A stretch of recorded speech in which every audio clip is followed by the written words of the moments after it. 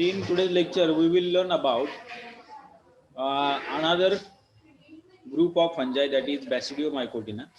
कालच्या लेक्चरमध्ये आपण पाहिले की आस्कोमायकोटिना आहे, त्याच्या अगोदर आपण मॅस्टिगोमायकोटिना आहे.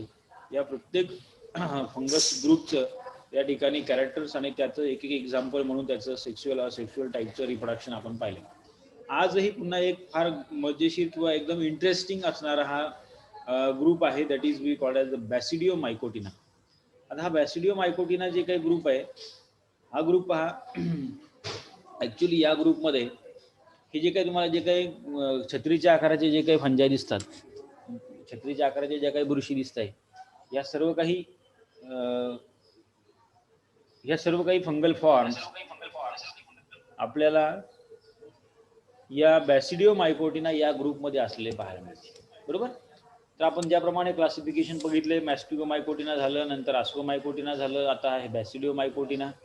या बॅसिडिओमायकोटिनामध्ये या सर्व काही अगॅरिकस किंवा त्या प्रकारचे मॅक्रो फंजाय मोस्टली या बॅसिडिओमायकोटिनामध्ये असलेले आपल्याला पाहायला मिळतात. आता फक्त मॅक्रो फंजायच नाही, आकारानं मोठाले जे असं काही नाही, तर आकारानं लहान असणारे सुद्धा फंजाय या ग्रुपमध्ये आपल्याला असलेले दिसतील, आणि त्याचंच एक एक्झाम्पल आपण आजच्या या लेक्चरमध्ये पाहणार. तर बॅसिडिओमायकोटिना जे काही ग्रुप आहे फंजायचा, which is a group of fungi which bears special type of fruiting body. याच्यामध्ये ही स्पेशल टाईपची फ्रुटिंग बॉडी जी आहे ही तयार झाली आपल्याला पाहायला मिळते. Mostly in most of the fungi it look like umbrella. बरोबर. या अम्ब्रेला सारख्या या छत्रीच्या आकाराच्या या स्वरूपाची फ्रुटिंग बॉडी यामध्ये तयार झाली आपल्याला दिसते, आणि मग त्यामध्ये मग पुढे जाऊन स्पोर्स तयार झाले आपल्याला दिसतात. कसे होतात त्याच्यामध्ये तयार पहा. सुरुवातीला एक थोडीशी लाईफ हिस्ट्री कशी असते ती पाहूया. या ठिकाणी पहा, जसं की से फॉर एक्झाम्पल ही जी काही छत्रीच्या आकाराची जी काही बुरशी आपल्याला साधारणतः एन्व्हायरमेंटमध्ये दिसते, हे जे काय आहे हे त्याचं फ्रुटिंग बॉडी आहे. बरोबर. ॲक्च्युली रिप्रोडक्शनच्या वेळेला नंतर तयार झालेली ज्यामध्ये स्पोर तयार व्हावेत या हिशोबानं किंवा त्या उद्देशानं या ठिकाणी या फंगसमध्ये तयार झालेली ही बॉडी आहे. ॲक्च्युली फंगस मटेरियल वेगळंच आहे. फंगस जे आहे सुरुवातीला याप्रमाणे त्या सॅप्रोफायटिक किंवा एखाद्या पालापाचोळ्यावरती असं थ्रेड लाईक मायसिलियम मोठ्या प्रमाणामध्ये वाढलेलं आपल्याला पाहायला मिळतं. त्या मायसिलियमपैकी निगेटिव्ह किंवा पॉझिटिव्ह असे दोन स्ट्रेनचे जे काही मायसिलियम आहे त्याचं त्या ठिकाणी युनियन होईल. त्याच्या युनियनमधून एक स्पोरोजिनस हायपी या ठिकाणी तयार होतो. त्या स्पोरोजिनस हायपीला या ठिकाणी अशा प्रकारची नंतर पुढं फ्रुटिंग बॉडी तयार झाली आपल्याला पाहायला मिळते हळूहळू. सुरुवातीला अशी गोलाकार असते बॉल सारखी, आणि मग त्यातनं हे स्टाईप आणि बेसिडियम तयार झालेलं आपल्याला पाहायला मिळतं. या बेसिडियमच्या बेसला पाठीमागच्या बाजूने जर पाहिलं आपण तर अशा प्रकारचे गिल्स आहेत, आणि या गिल्सवरती साईडला अशा अनेक लाखोनं आपल्याला बॅसिडिया पाहायला मिळतात. आणि या प्रत्येक बॅसिडियावरती असे 4 हायलाईन किंवा अगदीच मायक्रोस्कोपिक अगदी सूक्ष्म असे बॅसिडिओस्पोर्स याच्यावरती तयार होतात. बॅसिडिओस्पोर्स तयार होतात, आणि पुन्हा हे बॅसिडिओस्पोर जे आहे ते पुन्हा एन्व्हायरमेंटमध्ये एखाद्या डेड ऑर्गॅनिक मटेरियलवरती जर्मिनेट होतात, ग्रो होतात, आणि दीज फंजाय आर बेसिकली सॅप्रोफायटिक. बरेचसे यातले फंजाय जे आहेत ते कसे आहेत, सॅप्रोफायटिक आहे, डेड ऑर्गॅनिक मटेरियलवरती येणारे हे फंजाय आहेत. मग काय काय कॅरेक्टरिस्टिक आहे या बॅसिडिओमायकोटिनाची? These members generally referred as a Basidiomycotina or Basidiomycetes. They shows some characteristic like they are mostly terrestrial, saprophytic or parasitic also. Mostly they are terrestrial, जमिनीवरतीच जास्त करून येतात, पाण्यामध्ये किंवा ॲक्वॅटिक कंडिशनमध्ये नाही. पण मात्र टेरेस्ट्रियल आहेत, आणि त्यातल्या त्यात सॅप्रोफायटिक आणि पॅरासिटिक आहेत. सॅप्रोफायटिक आणि पॅरासिटिक म्हणजे काय पुन्हा एकदा सांगतो. सॅप्रोफायटिक फंजाय म्हणजे काय की अशा प्रकारचे फंजाय की जे डेड ऑर्गॅनिक मटेरियलवरती येतात. मग वाळलेला पालापाचोळा असेल, आहे की नाही, वाळलेली लाकडं असतील, काड्या असतील, जे काही डेड मटेरियल, पानं असतील, लिव्हिंग मटेरियल नाही, लिव्हिंग होस्ट सोडून त्या ठिकाणी जर काही समजा येत असेल तर त्याला म्हणायचं आहे सॅप्रोफायटिक फंजाय. आणि दुसरी टर्म आहे पॅरासिटिक फंजाय. पॅरासिटिक कशाला म्हणायचं की जो पॅरासाईट म्हणून राहतो. पॅरासाईट कशावर राहील तर होस्ट जो आहे त्याचा होस्ट सुद्धा लिव्हिंग असतो. एखादा लिव्हिंग होस्ट असेल आणि त्या लिव्हिंग होस्टवरती जर काही हे फंगस जर काही ग्रो होत असेल तर त्याला म्हणायचं पॅरासिटिक फंजाय. म्हणजे एखाद्या प्लांटवरती, एखाद्या प्लांटच्या पानावरती, खोडावरती किंवा एखाद्या ॲनिमलच्या बॉडीवरती, लिव्हिंग ॲनिमलच्या बॉडीवरती जर काही फंगस ग्रोथ होत असेल तर त्याला पॅरासिटिक फंजाय असं म्हणायचं. त्यापैकीच हे फंजाय आहे. So they are generally growing on the rotten woods, म्हणजे कुजलेली लाकडं असतील, लिटर असेल म्हणजे जे काही पालापाचोळा आहे, एजिंग लिव्ज म्हणजे जी काही पिवळी पडलेली पानं जी असतात खाली गळून पडलेली त्याच्यावरती, यासोबत अशा प्रकारचे काही या मटेरियलवरती हे ग्रो होतात आणि त्या मटेरियलवरती सुरुवातीला रस्ट लाईक किंवा स्मर्ट लाईक डिसीज निर्माण करतात. यापैकी जे कॉमन डिसीज आहे बघा आपल्याकडे, त्याचं एक्झाम्पल आपण पुढे शिकणार आहोत. ते म्हणजे red rot or red rust, brown rust on wheat plant. गव्हावरती तांबेरा रोग जो काही पडतो, तांबूस रंगाच्या अशा बारीक बारीक टिकल्या असतात, ते जे आहे ते फंगस आहे एक प्रकारचं, आणि त्याबद्दल आपल्याला पुढे शिकायचं आहे. ओके, तर बॅसिडोमायकोटिनाचे जे काही फंजे आहेत they are parasitic in nature. Okay, then mycelium is well develop septate and branched mycelium आहे त्याच्यामध्ये. त्याचबरोबर they possess 3 types of hyphae, primary, secondary and tertiary type of hyphae. Okay, so in which primary mycelium develops on germinating basidiospores. पहिलं mycelium कुठून तयार होत आहे, जो काही बेसिडिओस्पोर जर्मिनेट होतो त्यावेळेला जे काही मायसिलियम किंवा जो काही फिलामेंट तयार होणार त्याला म्हणायचं प्रायमरी मायसिलियम. या प्रायमरी मायसिलियमवरती पुन्हा काही ब्रँचेस येतात, त्या ब्रँचेसला म्हणायचं सेकंडरी मायसिलियम. मग या सेकंडरी मायसिलियमवरती पुन्हा नंतर मग at the time of fertilization होते किंवा काहीतरी फ्युजन होईल त्यावेळेला एक तयार झालेलं tertiary mycelium. Then sometimes higher basidiomycetes they are develop tertiary mycelium which are most complex and mean for the development of fruiting body. आणि मग जे काही टर्शरी मायसिलियम जे आहे, तिसऱ्यांदा जे काही ब्रँचेस येतील त्या ठिकाणी पॉझिटिव्ह निगेटिव्ह मायसिलियमची युनियन होऊन त्या प्रकारच्या मायसिलियमवरती फ्रुटिंग बॉडी डेव्हलप झालेल्या आपल्याला दिसतात. या फ्रुटिंग बॉडी कशासाठी आहेत तर स्पोर प्रोड्यूस करण्यासाठी. So in this basidiomycetes reproduce asexually by means of conidia also, arthrospores also, budding and fragmentation method. या 4 मेथडने या प्रकारच्या बॅसिडिओमायकोटिना प्रकारच्या बुरशीमध्ये, फंगसमध्ये आपल्याला असेक्सुअल टाईपचं रिप्रोडक्शन झालेलं देखील दिसतं. So there is no special 6 organs are developed on these fungi. म्हणजे अँथ्रिडिया, ऑर्चिगोनिया असं काही वेगळं काही असं ऑर्गन्स काही याच्यावरती तयार होत नाहीत. पण 2 वेगळ्या स्ट्रेनची हायपी या ठिकाणी तयार होतात आणि त्या 2 वेगळ्या हायपीमध्ये या ठिकाणी युनियन म्हणा किंवा फ्युजन निर्माण होतं आणि त्यापासून मग ही फ्रुटिंग बॉडी पुढे डेव्हलप झाली आपल्याला दिसते. So the characteristic spores are basidiospores. मग या ठिकाणी जे काही सेक्शुअली रिप्रोडक्शनमधून जे काही स्पोर तयार होतात हे अगदीच लहान आकाराचे असतात. ते कशी तुम्हाला दाखवतो पुढे मी, but they are called as the basidiospores. Okay, असे 4 बॅसिडिओस्पोर एका बॅसिडियम वरती तयार झालेले आपल्याला दिसतील. ही लाईव्ह हिस्ट्री आपण पाहिली. मग आता यासाठी आपल्याला इथं पाहायचं हे एक एक्झाम्पल, हे जे बॅसिडिओमायकोटिना जो काही ग्रुप आहे त्यापैकी ते एक फंगस आहे की ज्याच्या पुन्हा 4 ते 5 स्टेजेस आपल्याला एका एन्व्हायरमेंटमध्ये तयार झालेल्या पाहायला मिळतात वेगवेगळ्या प्लांटवर. या ठिकाणी समोर तुम्ही पाहू शकाल की गहू आहे आणि त्या गव्हाची पानं जी आहे ती पूर्णपणे अशी तांबूस पडलेली आहे, तपकिरी रंग त्याला आलेला आहे. याचा अर्थ काय की त्यावरती काही ना काहीतरी डिसीज आहे. आणि तो जर काही तुम्ही जवळून किंवा झूम करून जर पाहिलात तर याप्रमाणे असे काही ब्राऊन कलरचे स्पॉट्स त्याच्यावरती आपल्याला पाहायला मिळतात की जे ब्राऊन कलरचे स्पॉट्स इतक्या मोठ्या प्रमाणामध्ये असतात.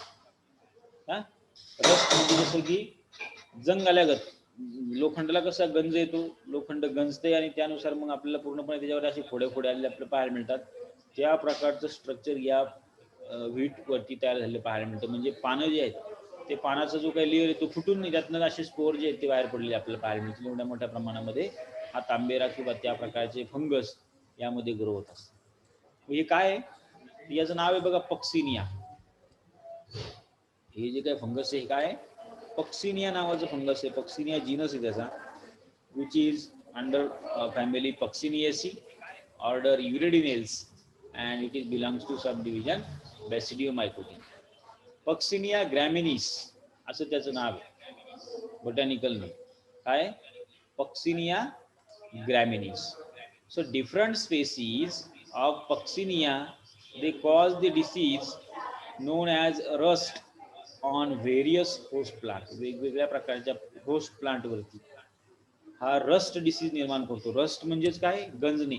लोखंड गंजते की नाही त्याप्रमाणे. लोखंड का गंजतं, कसं गंजतं, थोडंसं जरा सर्च करा युट्यूबवरती, पहा, तेवढं तरी किमान एक नॉलेज आपल्याला येऊन जाईल.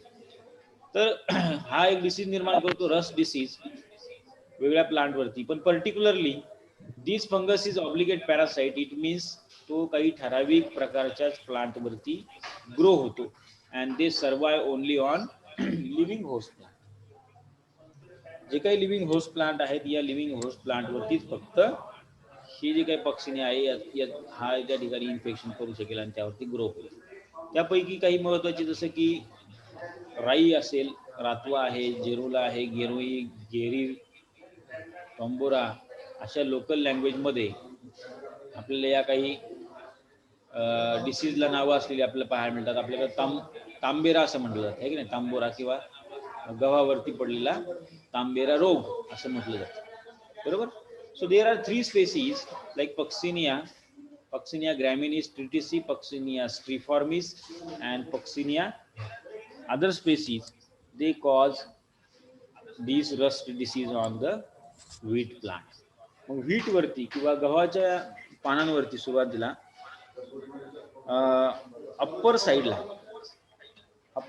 सुरुवातीला याचं इन्फेक्शन होतं. ज्यावेळेला आता गव्हाचा सीझन असेल त्यावेळेला अप्पर साईडला इन्फेक्शन होऊन त्यामध्ये आतमध्ये याप्रमाणे मोठ्या प्रमाणात त्याचं इन्फेक्शन जे आहे किंवा वाढलेलं आपल्याला पाहायला मिळतं. आणि at the time of reproduction they have produce this type of spores. पहा इथं तुम्ही जवळून पाहू शकाल या डायग्राममध्ये, अत्यंत सुंदर डायग्राम आहे की ज्या ठिकाणी ते जे काही गव्हाचं पान जे आहे ते पानं जी आहेत अशी फाटलेत, जराशी फाटलेत आणि त्या फाटलेल्या पानाच्या मधून हे स्पोर जे आहेत ते बाहेर पडलेले. इतक्या मोठ्या प्रमाणामध्ये स्पोर बाहेर पडतात आणि पुन्हा लगेच नवीन इतर बाकीच्या गव्हाच्या वरती किंवा दुसऱ्या बाकीच्या स्पेसीजवरती सेटल होतात, त्या ठिकाणी जर्मिनेट होतात आणि लगेच त्या ठिकाणी तांबेरा पडलेला आपल्याला पाहायला मिळतो. त्यामुळे एखाद्या गावाच्या शेतावर तांबेरा असेल तर पूर्ण शेत जे आहे ते लगेच तांबूस रंगाचं दिसायला सुरुवात होते. तर मग काय होतं या फंगसमध्ये, याचं फंगसचं मायसिलियम जे आहे हे मायसिलियम एंडोफायटिक. म्हणजे सुरुवातीला हे स्पोर जे आहेत या व्हीट प्लांटच्या लीफच्या अप्पर साईडनं काय करतात, स्टोमॅटाच्या थ्रू एंट्री करतात आणि आतमध्ये एंडोफायटिक फंगस म्हणून वाढतात. इंटरसेल्युलर स्पेसमध्ये याचं काय होईल, मायसिलियम वाढेल आणि त्यानंतर दे शोज देअर ब्रँचड स्ट्रक्चर. खूप मोठ्या प्रमाणामध्ये त्याचं थॅलस जे आहे किंवा मायसिलियम जे आहे ते पानामध्ये लीफमध्ये वाढतं आणि you can observe there is a single central septed pore in each septum of the cells. Then certain phase of the fungus the mycelium is monokaryotic while in other phases it is dikaryotic. काही ठराविक फेजमध्ये काही ठराविक वेळापुरतच जे काही mycelium आहे हे मोनोकॅरियोटिक टाईपचं मायसिलियम बाहेर मिळतं. मोनोकॅरियोटिक म्हणजे काय, प्रत्येक सेलमध्ये एकच सिंगल न्यूक्लियस आहे. Okay. Then these absorb food material from host cell. काय करतात हे फंगस, फूड मटेरियल जे ते काय स्वतः तयार करत नाही, करू शकत नाहीत. हेटरोट्रॉपिक ऑर्गॅनिझम आहे. त्यामुळं हे जे काय फंगस आहे हे फंगस पूर्णपणे त्या प्लांट पासून न्यूट्रिएंट जे आहे ते हे ॲब्झॉर्ब करून घेतात. Okay. And once they absorb the nutrient they forming a knob-like or finger-like or convolute structures that is we call as the haustoria. हे फूड मटेरियल प्लांट मधून ॲब्झॉर्ब करण्यासाठी त्या प्लांट मध्ये प्रत्येक सेल कडनं असं नॉब सारखं म्हणा किंवा हॉस्टोरिया सारखं म्हणा अशा प्रकारचे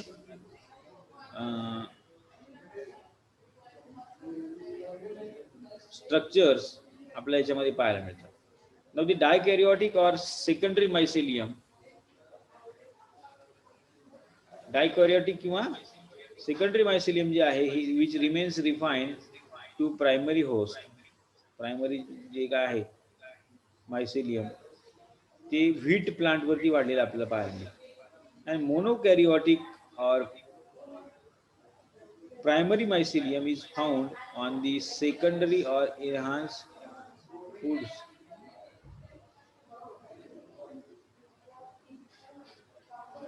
Hello. Monokaryotic or primary mycelium is found on the secondary or alternate host such as the barberries. मग त्यानंतर मग हे जे काय मायसिलियम आहे हे पुढच्या स्टेपसाठी दुसऱ्या एका होस्ट वरती इन्फेक्शन करतं, त्याला म्हणायचं बार्बेरी स्पेसीज. म्हणजे तुतीची झाड आहेत बघा, की ज्या तुतीच्या झाडाच्या पानावरती ब्लॅक रस्ट या ठिकाणी डेव्हलप झालेला आपल्याला पाहायला मिळतो.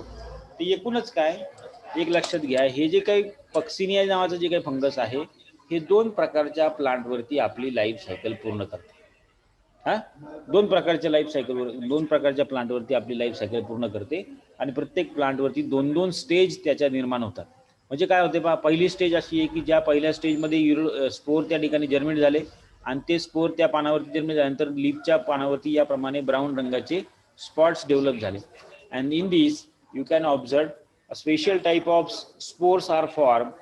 These spores are called as the iridospores किंवा याला युरिडियल स्टेज असं देखील म्हटलं जातं. यामध्ये at the maturity the iridospores, the host epidermis ruptured out and iridospores liberated out of the iridospores, right? So each iridospore is stalk, oblong or elliptoid. The exposure of the spore is ichinoolate, thick and brown. कसं आहे ते spore पाहता, या spore मध्ये bye nucleated structure आपल्याला पाहायला मिळतं. आणि त्याचबरोबर हे जे काही स्पोर्स आहेत या स्पोर्सवरती असं एक ऑर्नामेंटेशन देखील आपल्याला पाहायला मिळतं. The 4 equidistant germ spores, they are arranged on the equator of it. The endosporium is thick and smooth. Each iridospore is dikaryotic. ठीक आहे. तर डायकॅरियोटिक म्हणजे काय, 2 न्यूक्लियस या प्रत्येक स्पोर मध्ये आपल्याला पाहायला मिळते आणि त्या स्पोरच्या बाहेरून पुन्हा एक आपल्याला अशी एक झालर किंवा सूर्यासारखी असे काही ऑर्नामेंटेशन्स आपल्याला पाहायला मिळतात. या प्रकारच्या स्पोरला म्हणायचं युरेडोस्पोर्स. ओके. त्यानंतर नेक्स्ट आहे युरेडियम अँड रप्चर्ड होट इपिडर्मिस. असे वेगवेगळ्या प्रकारचे भाग आपल्याला ह्या सेक्शन मध्ये आपल्याला पाहायला मिळतील. या प्रकारचं स्ट्रक्चर निर्माण होतं त्याला म्हणायचं युरिडोस्पोर्स. ठीक आहे. आता युरिडोस्पोर जे आहेत हे युरिडोस्पोर पुन्हा नेचरमध्ये किंवा त्याच गव्हाच्या पानावरती लिबरेट होतात, बाहेर पडतात, मोठ्या प्रमाणामध्ये बाहेर पडतात आणि पुन्हा त्याच प्रकारच्या प्लांटवरती किंवा त्याच गव्हाच्या पानावरती खालच्या बाजूला म्हणजे लोअर सरफेसला या प्रकारचे स्पोर जे आहेत हे पुन्हा अटॅच होतात आणि त्याचं त्या ठिकाणी जर्मिनेशन होऊन पुढची एक स्टेज निर्माण होते, त्याला म्हटलंय टिलिटोस्पोर्स. हे पहा इकडे डायग्राम मध्ये तुम्ही पाहू शकाल की बघा ब्लॅक कलरचे असे काही सफेद पट्टे आपल्याला तयार झाले. आधी सुरुवातीला ब्राऊन होते पण आता ब्लॅक कलरचे झाले. हा, या ब्लॅक कलर मध्ये काय होतंय की अशा प्रकारचे हे स्पोर जे हे त्या प्लांटवरती पुन्हा इन्फेक्शन करतात आणि इन्फेक्शन केल्यानंतर त्या युरिडोस्पोरचं इन्फेक्शन झाल्यानंतर त्यापासून नंतर पुन्हा मायसिलियम आतमध्ये ग्रो होतं आणि या मायसिलियम मॅच्युअर झाले की याच्यातनं पुन्हा याचं या ठिकाणी मीटिंग होईल, त्यातनं फ्रुटिंग बॉडी तयार करण्यासाठी या प्रकारचे हे सगळे काही स्पोर जे आहेत हे असे बाहेर आलेले आपल्याला दिसतात. मग या ठिकाणी बघा हे ब्राऊन कलरचे दिसतात, दी आर द युरिडोस्पोर्स. असे ऑर्नामेंटेड आहेत बाय न्यूक्लिएटेड युरिडोस्पोर्स. आणि हे ब्लॅक कलरचे इलॉंगेटेड, त्याचबरोबर 2 सेल्ड, 2 सेल्स आपल्याला या स्पोर्सच्या पाहायला मिळतील. So at the maturity the teliospores are release out and these teliospores or telial stage असं याला म्हटलं जातं, teliospore stage. So each teliospores which is stalk, त्याला एक प्रमाणे काय आहे, स्टॉक आहे. डार्क ब्राऊन कलरचे आहेत, डबल सेल्ड आहेत. पुन्हा exospore is thick and check to and dark brown in color. The exposure is thick and dark brown in color. Then apex of the tilitospore is either rounded or pointed, and there is one germ pore at the apex in the upper cell, where the lower cell of the spore possesses a lateral germ pore, and each cell of mature tilitospores there is a conspicuous diploid nucleus is also present. जाऊ दे, चला पहिली stage आहे युरिडोस्पोर stage. Second stage आहे या प्रकारची टिलिटोस्पोर stage, ज्या टिलिटोस्पोर मध्ये black कलरचे binucleated bicelled 2 cell असणारे हे या प्रकारचे स्पोर तयार झाले. ठीक आहे. आता यानंतर पहा या प्लांटची लाईफ सायकल इथं संपली का नाही, तर त्याच्यामध्ये सेकंड स्टेपमध्ये या प्रकारचे टिलिटोस्पोर्स तयार झालेले आपल्याला दिसतात. So in this teliospores you can observe morphologically the black colour black कलरचे असे काही स्पॉट्स किंवा त्या प्रकारचे आउटग्रोथ पस्ट्युल्स त्या प्लांटच्या लीफवरती तयार पाहायला मिळतील. आणि त्याच्या आतमध्ये जर आपण बघितलं बारकाईनं तर या प्रकारचे बायसेल्ड 2 सेल असणारे हे असे स्पोर आपल्या याच्यामध्ये दिसतात. त्याला म्हटलंय टेलिटोस्पोर्स. मग हे टिलिटोस्पोर्स जे आहेत हे टिलिटोस्पोर्स म्हणजे त्याची कॅरेक्टरिस्टिक वाचायची राहिली.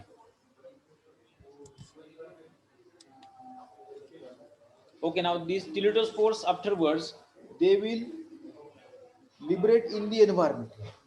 एकदा का आता हे गव्हाचं पीक जवळपास संपत आलं की मग त्यातून हे जे काही टिलिटोस्पोर आहेत हे एन्व्हायरमेंट मध्ये बाहेर पडतात.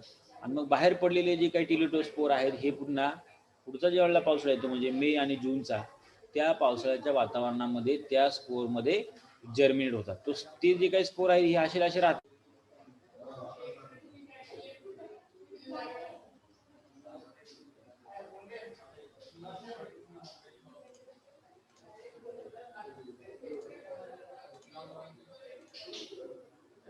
हे पहा या प्रकारचे जे काही टिलिटोस्पोर आहेत हे टिलिटोस्पोर काय करतात एन्व्हायरमेंटमध्ये फ्री असतात. आणि मग त्यानंतर पावसाळ्याची सुरुवात येते पहा मे महिना, एप्रिल मे महिना, जून महिना. या मे जून मध्ये हे जे काही टिलिटोस्पोर आहेत हे टिलिटोस्पोर जर्मिनेट होतात. काय टिलिटोस्पोर काय होतील जर्मिनेट होतील. आणि जर्मिनेट झाल्यानंतर त्यापासून अशा प्रकारची एक जर्म ट्यूब तयार झाली आपल्याला पाहायला. पुढच्या डायग्राम मध्ये बघा, हे बघा हे टिलिटोस्पोर आहे. या टिलिटोस्पोर काय आला दोन बाजूने या ठिकाणी जर्मिनेट झाला. हा जर्मिनेट झालेला टिलिटोस्पोर जो आहे तो हा या ठिकाणी पुढं सेल्स तयार करतो किंवा त्या फिलामेंटवरती काही सेल्स असतात आणि त्या प्रत्येक सेल पासून पुन्हा काही प्रकारचे स्पोर्स तयार झाले आपल्याला दिसतात. जो काही टिलिटोस्पोर आहे एन्व्हायरमेंटमध्ये फ्री होता त्या ठिकाणी जर्मिनेट झालेला आपल्याला पाहायला मिळतो स्टॉक सहित. And you can observe from these teliospores the basidiospores are carried out to the alternate host where they germinate inducing monokaryotic mycelium. मग एकदा का हे टिलिटोस्पोर जर्मिनेट झाले की या प्रकारचे नंतर बॅसिडिओस्पोर्स तयार झाले आपल्याला पाहायला मिळतात. बरोबर. So in these you can observe these teletospores are germinated into basidiospores and each teletospore which has a basidium is 4 cell. Each cell bears a sterigma and each sterigma bears a basidiospore. Now the basidiospores are small, rounded and monokaryotic. हे इतकं लहान structure आपल्याला पाहायला मिळतं की हे सहजासहजी हवेमधून एका ठिकाणी दुसऱ्या ठिकाणी हे स्पोर जे आहेत हे ट्रॅव्हल करू शकतात. मग एकदा का याप्रमाणे बेसिडिओ स्पोर्स तयार झाले की बेसिडिओ स्पोर जे ते कसे असतात युनिसेल्युलर असतात ॲज वेल ॲज हाय लाईन. आता यानंतर हे जे काही बॅसिडिओ स्पोर्स आहेत हे बॅसिडिओ स्पोर्स पावसाळ्याच्या सुरुवातीला तुतीचं जे काही झाड आहे मलबेरी प्लांट जे आहे किंवा बार्बेरी प्लांट याला म्हटलं जातं, या बार्बेरी प्लांटच्या अप्पर सरफेसवरती जाऊन त्या ठिकाणी जर्मिनेट करतात. आता पुन्हा यामध्ये काही कॅपॅसिटी नाही का आपण परत उन्हामध्ये आपलं बाकीच्या इतर प्लांटवरती सनलाईटमध्ये एवढ्या मोठ्या प्रमाणात वाढू. So these basidiospores they germinate on the leaf of berry plant किंवा याला बरबेरी प्लांट असं म्हटलं जातं किंवा मलबेरीचं झाड जे आहे तुतीचं झाड जे आहे या झाडाच्या पानावरती वरच्या साईडने हे स्पोर जे आहेत बॅसिडिओस्पोर म्हणजे तिसरा टाईप आहे बघा, तिसऱ्या टाईपचे स्पोर्स यामध्ये तयार झाले. हे तयार झालेले स्पोर जे आहेत हे त्या पानावरती जर्मिनेट होतात and after germination they penetrate through the cuticle and epidermis forming a mat of monokaryotic mycelium. आतमध्ये पूर्ण अशी एक जाळी तयार होते की ज्या जाळीमध्ये भरपूर मोठ्या प्रमाणामध्ये मायसेलियम मोनोकॅरियोटिक मायसेलियम या ठिकाणी तयार होते which gives rise to a spermogonia and at the maturity these spermogonia is look like a flask shape. मग त्यानंतर पहा मॅच्युरिटी झाली की नंतर हे जे काही मायसेलियम आहे या मायसेलियम एकत्र येऊन या ठिकाणी एक असं सॅक लाईक स्ट्रक्चर तयार होते. त्या सॅक लाईक स्ट्रक्चर मध्ये आपल्याला you can observe these spermogonia is lined with small unicellular tapering cells called as a spermatiophores which produce spermatangia. spermatia, and this spermatia exudes out towards the spermagonium, and the spermatia stick up to the legs of insect and thus transfer from positive to negative spermatium. म्हणजे त्या पानावरती फिरणारे जे काही किडे मुंगे असतील त्या किड्या मुंग्यांच्या पायाला हे स्पर्मॅटॉन्जिया चिटकतात आणि त्यामध्ये मग पॉझिटिव्ह निगेटिव्ह स्पर्मॅटोगोनिया जी आहे त्याचं फ्युजन होतं आणि त्यापासून मग पुढे आपल्याला काही फ्रुटिंग बॉडी किंवा त्या प्रकारची त्या पानाच्या आतमध्ये फ्रुटिंग बॉडी तयार झाली पाहिजे. When the nucleus of one strain enters into the other strain, they produce a dikaryotic mycelium.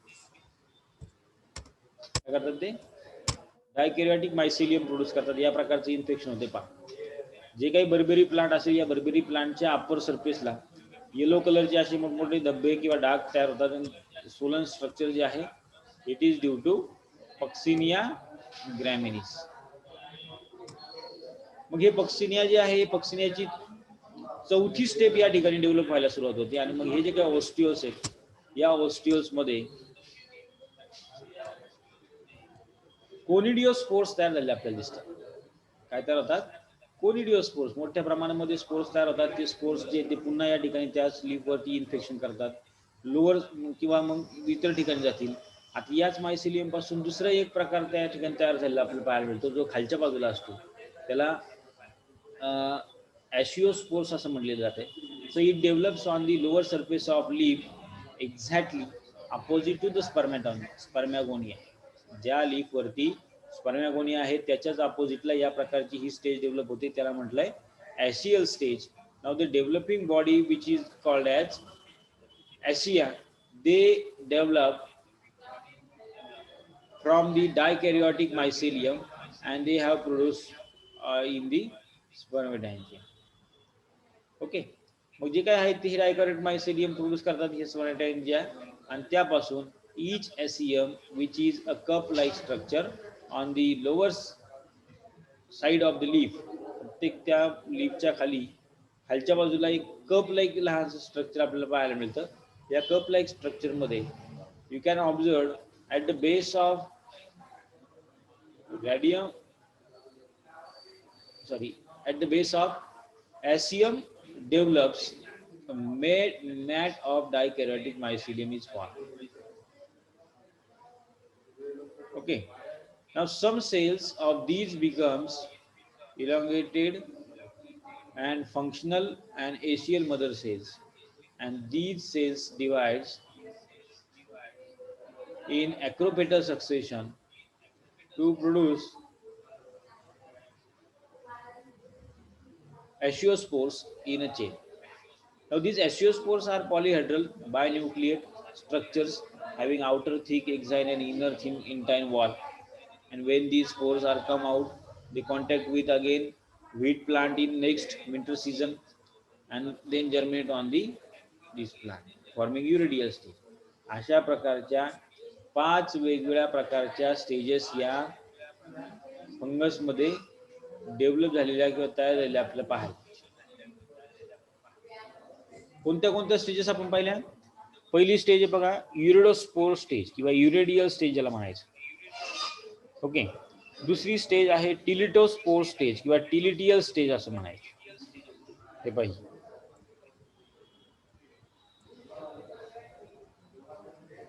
Okay. Second stage आहे टिलिटोस्पोर स्टेज की जे असे ब्लॅक कलरचे bicelled thick cell wall असणारे हे स्पोर्स किंवा त्या प्रकारचं स्ट्रक्चर याच्यावर तयार होते. पहिला आहे युरिडोस्पोर्स की जो असा याप्रमाणे ब्राऊन कलरचा आहे. त्याचबरोबर त्याच्यावरती सिरेट मार्जिन आपल्याला असं दिसतं. 2 झाले स्पोर. तिसरा काय होतं हे जे काही टिलिटोस्पोर आहे हे टिलिटोस्पोर हवेमध्येच याचं काय होतं जर्मिनेशन होतं. त्या जर्मिनेशन पासून जी काही ट्यूब फॉर्म होते त्या प्रत्येक जर्मिनेशन मध्ये 4 हॅप्लॉइड सेल्स किंवा स्पोर्स तयार करून घेतले जातात आणि मग त्यानंतर पुन्हा किंवा या प्रकारचे बॅसिडियोस्पोर्स तयार होतात. Teliospore germinate producing promycelial or basidia on which basidiospores are developed, and the basidia once come out, the germ pores of each cell of these tiritospores are germinated, and where the basidium produce 4 cells. याप्रमाणे त्या टिलिटोस्पोर पासून अशी एक filament तयार होतो. त्या filament वरती या प्रकारचे बॅसिडिओस्पोर्स तयार झाले. त्या डायग्राम मध्ये म्हणा किंवा या डायग्राम मध्ये अगदी बेस्ट दिसते पहा. हे पहा याप्रमाणे हे टिलिटोस्पोर आहे. या टिलिटोस्पोरचं जर्मिनेशन झालं, त्यापासून एक फ्रॅगमेंट तयार झाला. त्या फ्रॅगमेंटच्या टोकावरती अशा प्रकारचे 4 सेल्स तयार झाले आणि त्या प्रत्येक सेल्स मध्ये नॅचरलीच त्या ठिकाणी यांचे बॅसिडिओस्पोर्स तयार झाले आपल्याला पाहायला. बरोबर. So naturally basidiospores are formed on these basidiospores hyphae. मग हे बॅसिडिओस्पोर जे आहे ते नेक्स्ट सीझनला कुठे जातात किंवा पुढच्या सप्टेंबर ऑक्टोबर मध्ये किंवा सॉरी जुलै ऑगस्ट मध्ये जे काही बार्बेरी प्लांट आहेत, मलबेरी प्लांट आहेत, या मलबेरी प्लांटच्या लीफच्या अप्पर सरफेसला याचं इन्फेक्शन होतं. अप्पर सरफेसला इन्फेक्शन झाल्यानंतर त्या ठिकाणी मग याप्रमाणे ते पेनिट्रेट करतात आतमध्ये. मग कॅव्हिटी सारखी एक जागा फॉर्म करतात, त्याला स्पर्मेगोनिया असं म्हटलंय.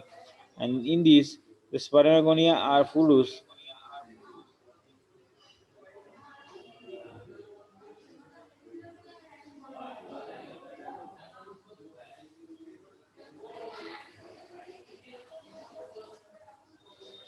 हॅलो देन मग त्याच्यावरती पहा 2 प्रकारचे स्पोर्स आपल्याला तयार झाले पाहायला मिळते.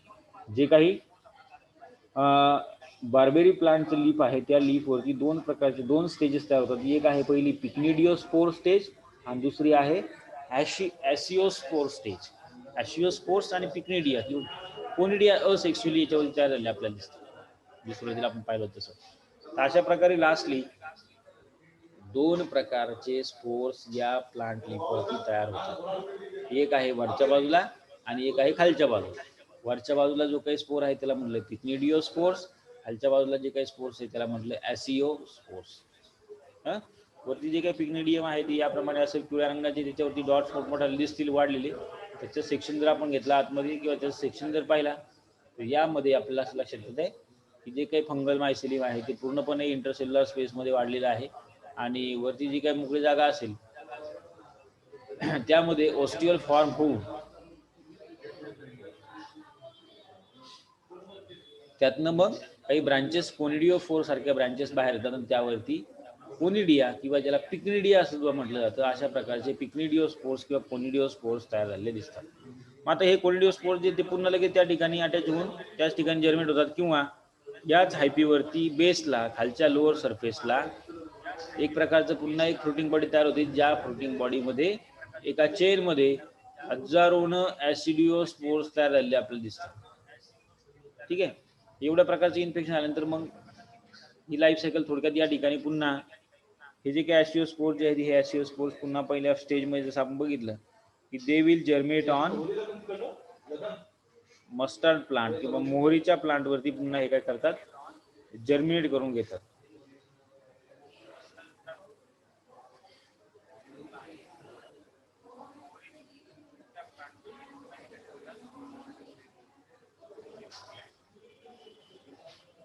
Okay, so we will stop here.